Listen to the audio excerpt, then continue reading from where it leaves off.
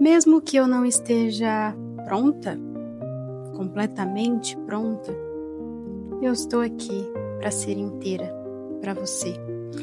E eu estava aqui fazendo algumas atividades, algumas tarefas, e eu senti muito forte no meu coração, na minha intuição, a espiritualidade me chamando para fazer esse vídeo. Sem roteiro, sem nada planejado, sem nada programado, apenas a minha voz e a direção divina. Bom, a única direção que eu recebi foi: fale para aquela mulher que está cansada de ser forte. E aí, eu já me peguei nesse lugar muitas vezes. E é um lugar fácil da gente se colocar, né? Porque a gente aprendeu a ser forte pela cultura, pelo que aconteceu no mundo, né? Ali na guerra, os homens foram para a guerra, as mulheres tiveram que dar conta de tudo sozinhas e por muito tempo foi necessário isso. Existem várias eras, né, que foram acontecendo certas coisas e que a mulher foi tendo que dar conta, foi tendo que fazer, e o mundo foi guiado por um lado e o mundo foi guiado por outro. E, enfim, existem muitas coisas acontecendo agora, muitos movimentos acontecendo. E o que eu peço é que você se abra, para conhecer, que você se abra para dizer não quando for preciso, e mesmo que isso doa, porque às vezes dói a gente falar: não, eu não vou fazer, não, eu não dou conta, não, eu não quero, não, eu não. Muitas de nós fomos ensinadas a sempre agradar, tá sempre disponível, tá sempre ali, né? Por exemplo, muitas vezes uma mãe se sente muito culpada porque comeu, por exemplo, o último chocolatinho que tinha na caixa, porque a gente foi ensinada que uma mãe é uma santa, uma mãe não tem erros, uma mãe, né? Colocam a gente ali no mesmo pedestal do que Maria, Mãe Maria. Tanto é que isso é arquetípico. Quando eu fui estudar mais a fundo, quando eu fui me aprofundar, de onde vinha essa culpa materna muito louca? Porque às vezes a gente se sente culpada pelo que a gente não fez e culpada pelo que a gente fez. E de onde vem isso? Como funciona isso? Isso tá tudo no inconsciente.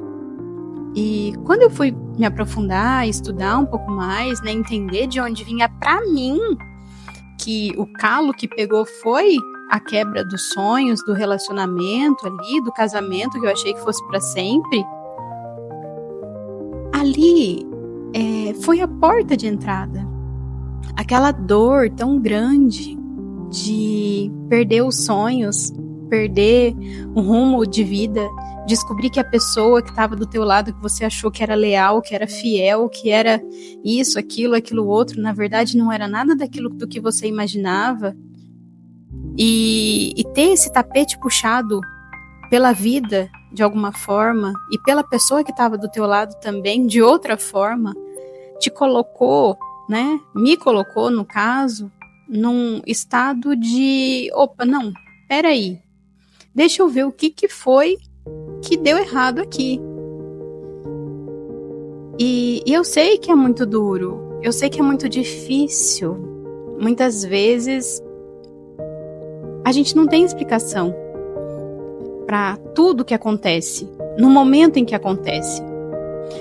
Muitas vezes a explicação, ela vem aos poucos, em blocos, digamos assim, blocos de verdades. E muitas vezes esses blocos, eles chegam assim de supetão. Pode ser informações que chegam da pessoa através de uma outra pessoa, pode ser através de, não sei, tantas coisas, tantos fragmentos, e-mails, advogada, justiça. A verdade, ela sempre vem à tona. E Você não precisa ser forte o tempo todo. Tá tudo bem se você desabar.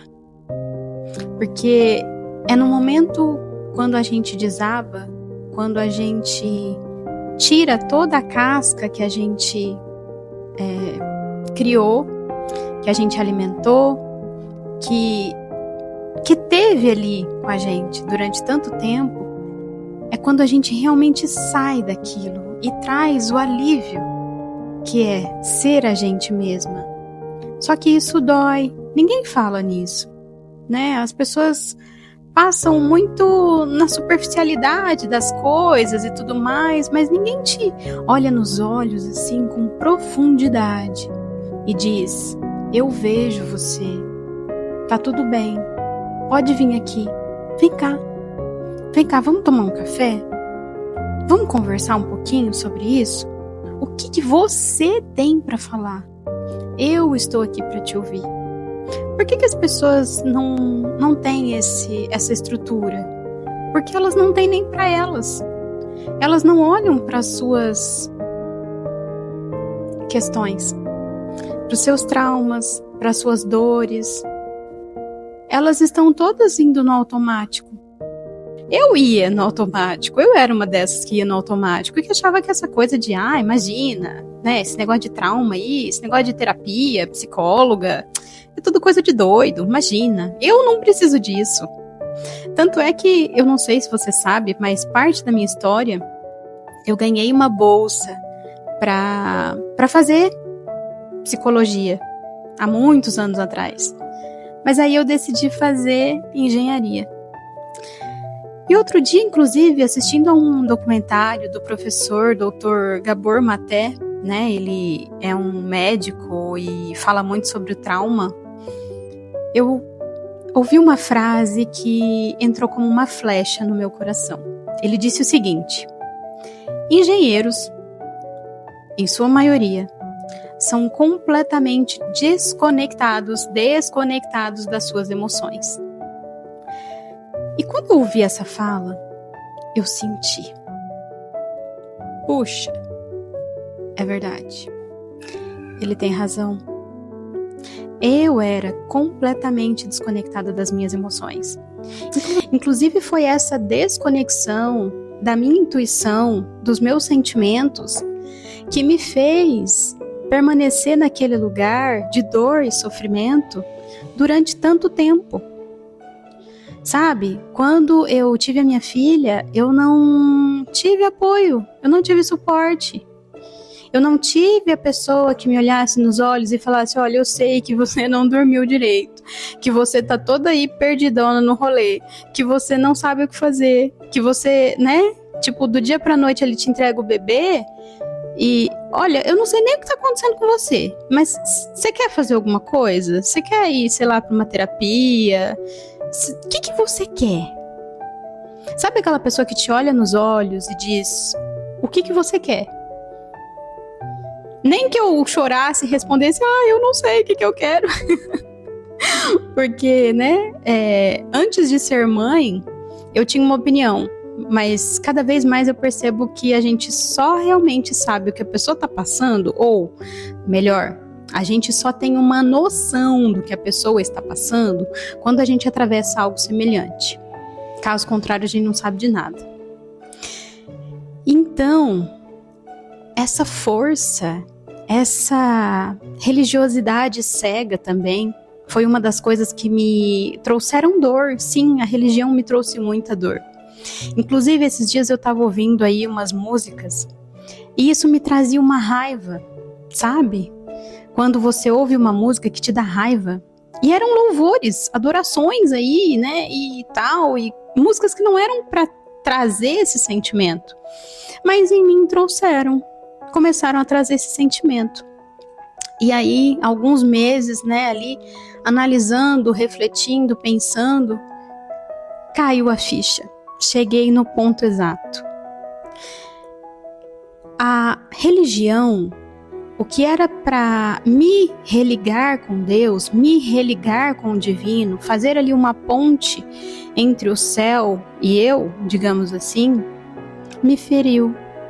me trouxe dogmas, me trouxe regras, me trouxe ali situações, me trouxe uma caixinha ali para que eu entrasse dentro. E o divino, Deus, não é uma caixinha. E, por incrível que pareça, a religião que era para me ligar me deixou mais dura, mais forte, mais, sabe, pesada. E a partir do momento em que veio a dor, veio a separação, veio todo assim um desencantamento da vida encantada, eu comecei a perceber que aquilo ali não tinha sentido. Um Deus ali que pede pra você, sabe? Um Deus ali que pede pra você o adorar daquela forma que eu aprendi, não fazia mais sentido. Porque eu também tenho poder, eu também tenho força, eu sou uma co-criadora. Eu não sou a dona das regras, mas eu tenho sim poder. Jesus veio para deixar, Yeshua, assim como já tem um vídeo aqui, veio aqui para deixar códigos na Terra, veio aqui para deixar o exemplo vivo, porque a gente só aprende realmente através de atravessar a experiência na nossa própria pele. E ele veio aqui para mostrar, gente, olha só, eu venci o mundo, eu também tive aflições igual vocês, eu também tive fome, eu também ia ao banheiro, fazia xixi, fazia o número 2, então vocês conseguem, vem comigo, vocês conseguem, foi tipo isso que ele veio fazer. E a gente fica aí se debatendo aí pra fora e querendo carro, casa, apartamento, como diz o professor Hélio Couto, e essa coisa toda se debatendo, mas que a realidade é outra. Enquanto a igreja, enquanto a religião cortar a gente e falar que a gente é só espíritozinhos de luz, a gente não vai ficar rodando e sofrendo. Tudo está conectado. Tudo, absolutamente tudo. Muitas vezes eu converso com as mulheres e até digo que eu, Ana, acredito que o nosso cérebro não tem capacidade de processar o que realmente é a realidade. A grande questão é que a história, ela é escrita pelos vencedores. E toda a nossa história precisa ser olhada de uma forma mais atenta, mais desmistificada. Só que para isso, a gente precisa se desconstruir. E é por isso que as igrejas estão cheias. Principalmente aquelas que falam, vem aqui que eu vou passar a mão aí na sua cabeça e vai dar tudo certo na sua vida. Olha só, Jesus já morreu e agora é só glória, né? O trabalho vai vir, o dinheiro vai chegar, e amém, amém, vamos ter um carro mais bonito, vamos ter joias, relógios, né? Que nem o pessoal aí, o lado, como é que se diz? Estão vendendo agora até ingresso, né? O lado VIP da igreja, enfim. Não sei se é certo, se é errado, mas, né? Acontece. E aí eu fico pensando, né? Até quando as pessoas vão ser enganadas? Até quando as pessoas vão deixar ser enganadas? Porque você vai e não dá certo, você vai e não dá certo, você vai e não dá certo. Será que o problema tá no lugar? Será que o problema tá em você? O que você ainda tem que ver? Por exemplo, eu tinha que olhar para as minhas questões. Eu tinha que olhar para o meu lado masculino ferido, para o meu lado masculino infantil, para o meu lado masculino sem responsabilidade. Porque enquanto você não olha para os seus lados, para todas as suas facetas, para todas as suas partes, você atrai fora aquilo que você tem dentro. E eu não olhava para isso. Eu nunca olhei para isso, porque eu achava que isso era besteira. Para mim, o importante era o que tá aqui fora, não é? E aquele lugarzinho lá no céu, né? Porque quando a gente morrer, a gente vai lá para um lugar onde vai ter um monte de rede. Tô brincando, tá? Mas assim, é o que é ensinado. O que é ensinado que a gente não tem nada para fazer, que Jesus já fez tudo, amém e tal. Mas não. Quando eu comecei a estudar, a Bíblia mais a fundo e eu percebi que tem muita coisa simbólica ali. E coisa simbólica que a gente leva muito ao pé da letra, né? O Apocalipse, por exemplo, é o livro da revelação, mas revelação do quê? Será que vai vir mesmo da nuvem lá, aquelas coisas todas e as feras saindo do mar? Não, não necessariamente. O que é o anticristo? Será que é a inteligência artificial?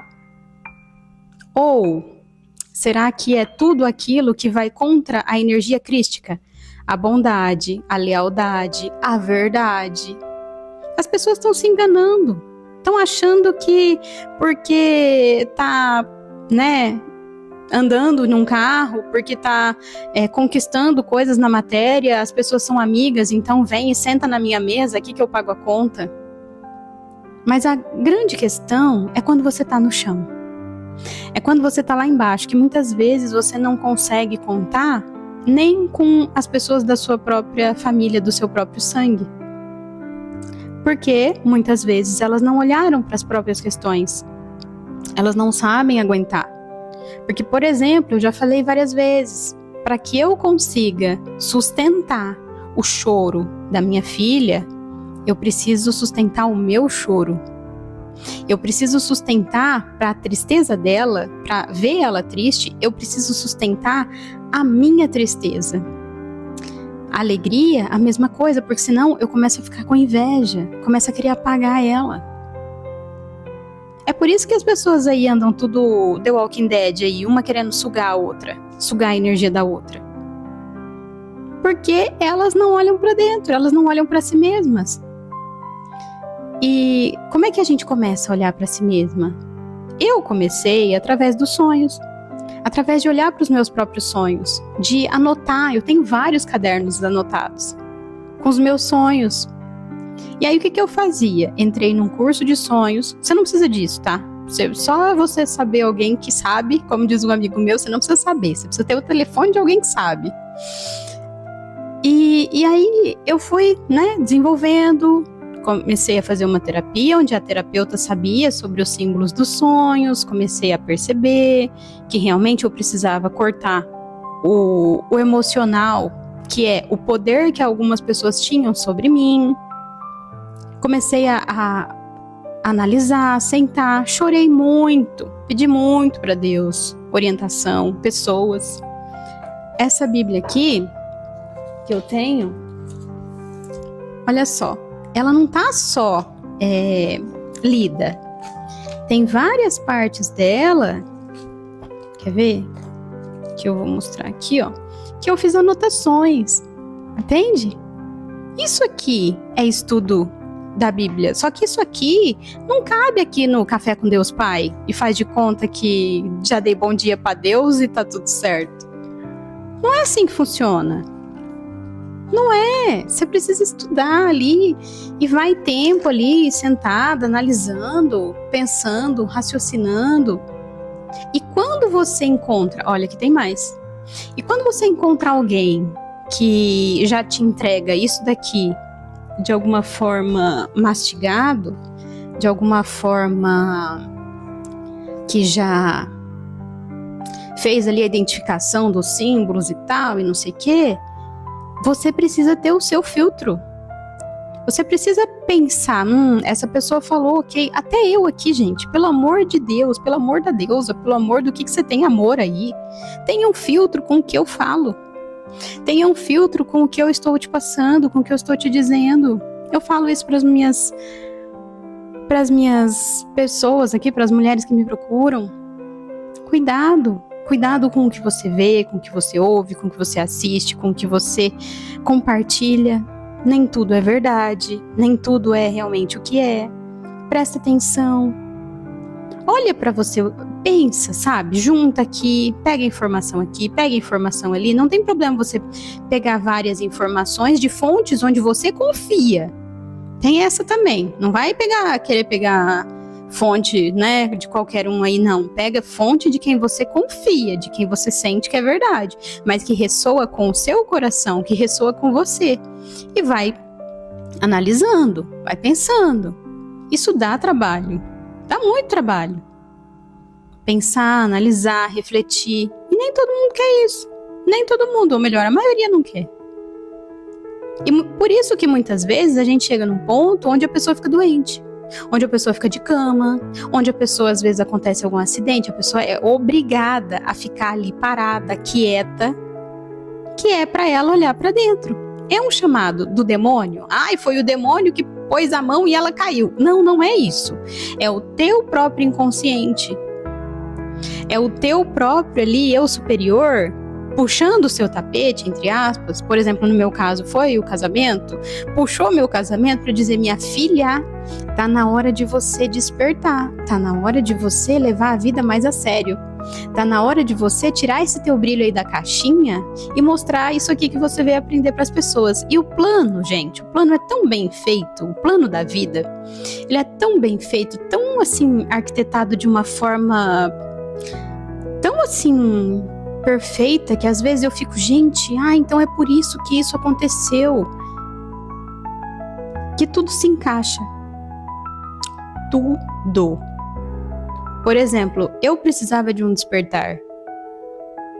Então, a pessoa ao meu lado fez coisas onde eu atravessei dores da traição, atravessei dores da falsidade, atravessei dores que, assim, cortaram a minha alma ao meio.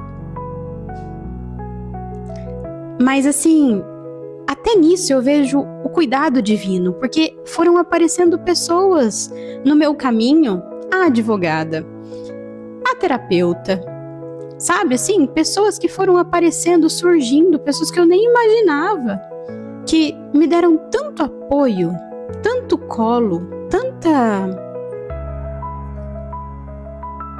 tanto suporte, como diz uma amiga, tanto suporte, que hoje eu olho e falo assim, gente, era aquilo que eu precisava viver. Ninguém me tomou nada, ninguém fez nada, simplesmente eu precisava ter essas vivências, porque hoje eu consigo olhar nos olhos da mulher e falar assim, eu sei o que é isso. Eu sei que dói. Eu sei que agora é hora de você sentar e chorar. Agora é hora. É o momento disso. Não é um momento de ficar olhando coisas de vamos superar, vamos sair de novo, vamos já nos entregar pro primeiro que aparecer praticamente. Não é hora disso. É hora de sentar e chorar. É hora de sentar e dizer, ok, esse sonho que eu tinha desmoronou, acabou. Essa minha parte, essa minha versão já não existe mais. E eu estou de luto por essa minha versão que não existe mais. E isso dói. Isso dói profundamente. E tá tudo bem. E eu falo isso de um lugar por quem passou. Não de alguém que leu no livro aqui na teoria e tá falando aqui, né? Não, passou, não. De alguém que viveu. De alguém que tá aqui de pé. De alguém que tá inteira. De alguém que recolheu seus próprios pedaços do chão. Com ajuda divina, sim, com muita ajuda divina. Mas não foi esse divino que pregam na igreja, sabe? Não foi esse divino que falam que, ora lá, vê lá, olha aqui essa palavra aqui, olha para você. Não, não é isso. Foi aquela situação de que meditação, eu e Deus no meu quarto, livros, eu tenho um livro muito, muito, muito bom, chamado A Arte de Meditar, que fala muito sobre Deus, que é excelente, incrível, assim, você sente o livro, você não lê o livro, você sente o livro se você se abrir para isso. E o que Jesus dizia, o que ele disse para aquele jovem, vai lá, vende tudo, né? Vende tudo que você tem e me segue, não é por fora, é por dentro. Porque é muito fácil a gente ter o nosso coração nas coisas que a gente tem. Porque os nossos sentidos são para as coisas da matéria. E há milênios a gente vem sendo desligados do divino original, da alma original. A gente não tem mais rituais. Ou melhor, a gente às vezes até tem alguns, mas eles não são tão profundos, porque a gente não leva tão a sério. Por exemplo, o casamento é um ritual. a primeira menstruação que desce para a mulher precisava ser ritualizada. Não como uma coisa qualquer, é um rito de passagem. Uma versão é deixada para trás. A maternidade. Antes eu não sabia. Hoje eu sei que você entra na maternidade uma e sai completamente diferente. Isso daí é hormonal também. Os seus hormônios produzem lá uns hormôniozinhos lá, tá. Aí de repente o bebê sai e aquilo lá cai. E é por isso que às vezes também dá a depressão pós-parto.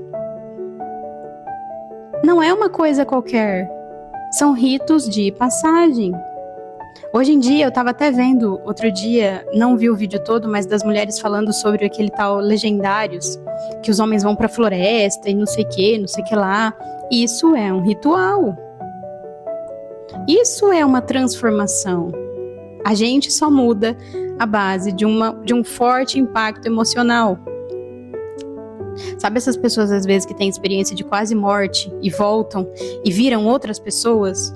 Porque aquilo teve um forte abalo emocional. E a gente só muda, não é quando a gente quer. Não necessariamente, porque às vezes eu quero não tomar Coca-Cola e eu acabo tomando. Mas quando você tem um forte abalo emocional, aí você, sabe, te dá aquele sacode. Mas nem todo mundo também é assim. Porque existem pessoas que eu conheço, inclusive, que já caiu um negócio gigantesco em cima dele e ele não partiu dessa para outra dimensão por isso aqui, passou assim, ó, no fio da agulha e aparentemente não teve uma mudança significativa. A gente teve a pandemia. Achamos que fôssemos ficar todos mais fofinhos, né? Todos mais assim de boa, todos mais calmos. Mas não. Não ficamos. Às vezes pelo contrário. E agora tá tendo uma separação. Vai ter uma separação de pessoas.